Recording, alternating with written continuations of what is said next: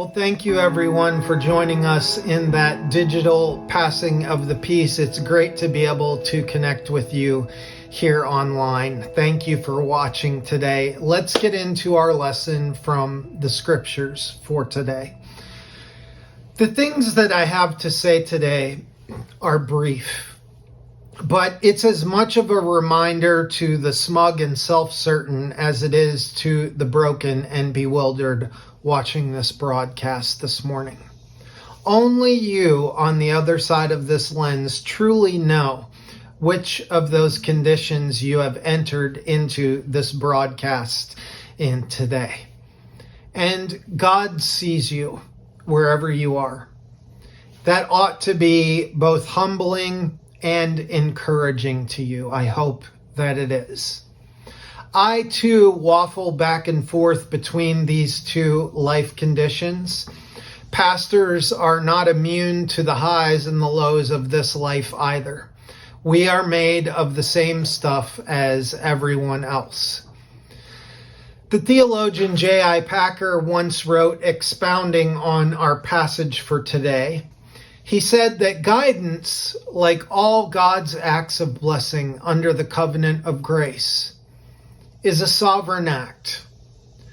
Not merely does God will to guide us in the sense of showing us his way, that we may tread it. He wills also to guide us in the more fundamental sense of ensuring that whatever happens, whatever mistakes we may make, we shall come safely home. Slippings and strayings there will be, no doubt, but the everlasting arms are beneath us. We shall be caught, rescued, restored. This is God's promise. This is how good he is. Of course, Packer here is expounding on the passage, Deuteronomy chapter 33, verse 27, that says, "The eternal God is our refuge, and underneath us are everlasting arms." Everlasting arms underneath you. Underneath you and you and you and you. Underneath each one of us. Everlasting arms.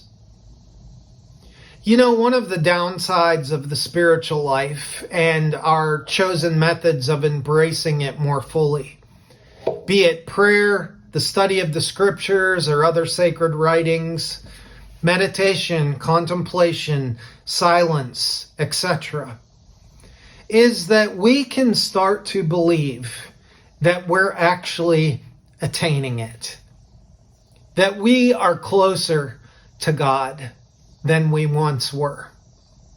Perhaps we feel a little bit closer to God, a little more seen by God because of our methods. That is the downside of spiritual practices.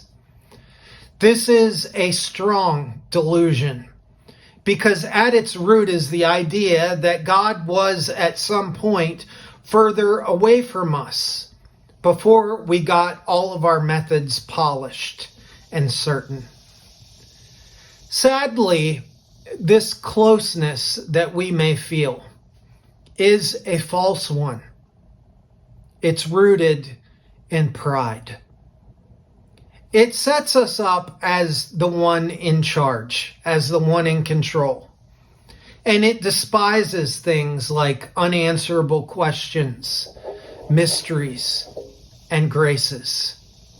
It's the idea that if I do a thing, and I do it right, that God is irresistibly obligated to respond to me in a certain way.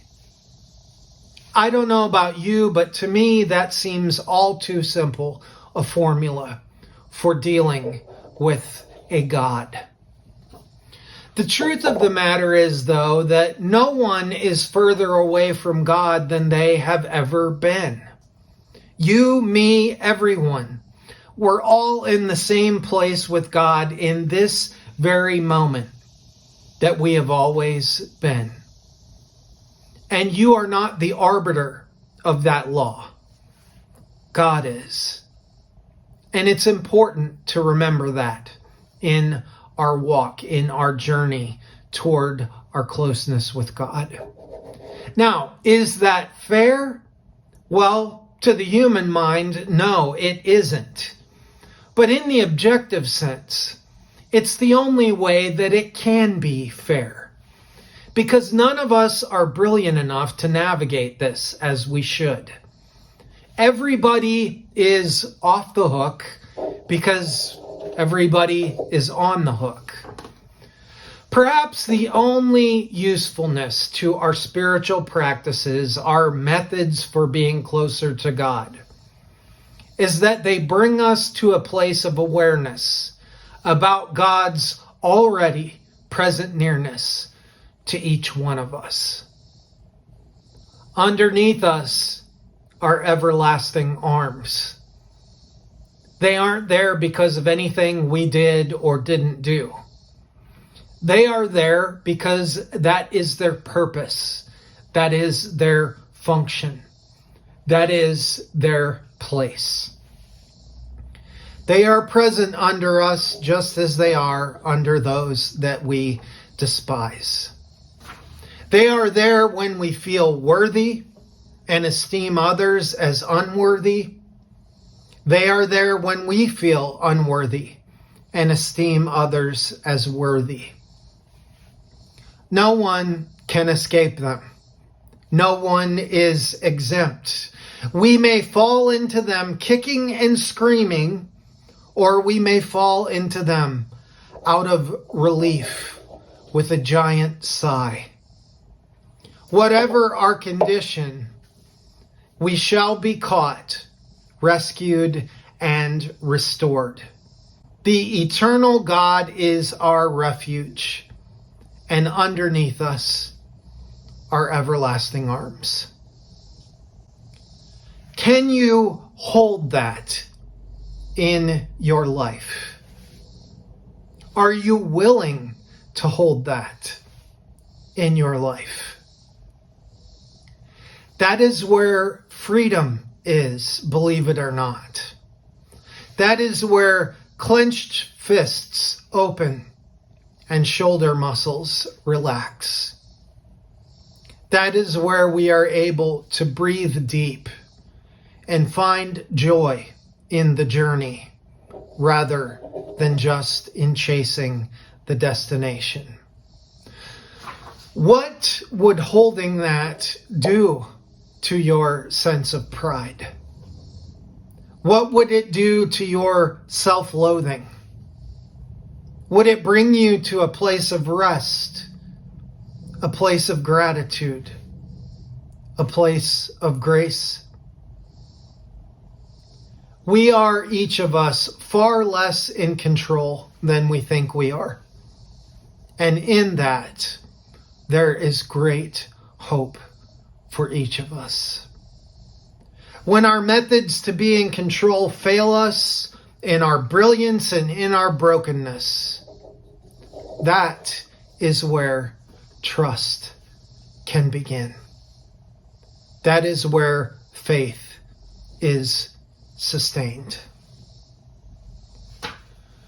Wherever you are in your life today on this spectrum of being broken and bewildered, feeling lost, feeling like a failure, or the other side of the spectrum, feeling proud of yourself for handling all of this so well, for being so on top of all the things you need to be on top of in order to live a better life.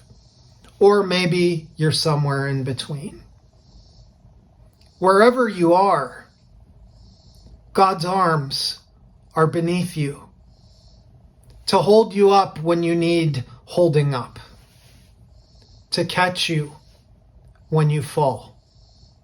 And it does not matter what you have done or are doing or haven't done or don't plan on doing.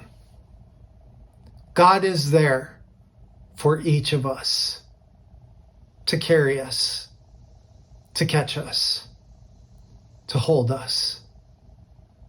May we hold that which has taken hold of us.